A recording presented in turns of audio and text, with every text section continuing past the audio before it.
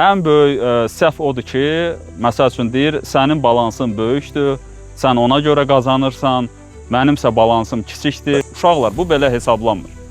Bu faizlə hesablanır. Baxın, sən əgər 1000 dollarla risk eləyirsənsə, sən məsəl üçün öz stopunu qoyursan 100 dollarlarda. Mən isə 100 mindən risk eləyirəmsə, mənim stopumu çəkib qoyuram 3000, 5000, aydın olur sənə. Yəni biz itirəndə də, qazananda da eyni məbləği qazanırıq. Sadəcə faiz dərəcəsi var. Ona görə deyirəm ki, kapitalı ilk öncə artırmaq lazımdır. Gəncliyin başını buraxın.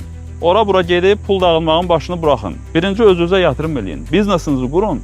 Ondan sonra siz dincələcəksiniz, özü gözəl dincələcəksiniz. Hansı ki artıq sizin olacaq və siz rahat bir şəkildə uğurlu olacaqsınız. Sizin biznesə də təsir edəcək. Çünki uşaqlar, sizin aura sizin işinizə birbaşa təsir edir.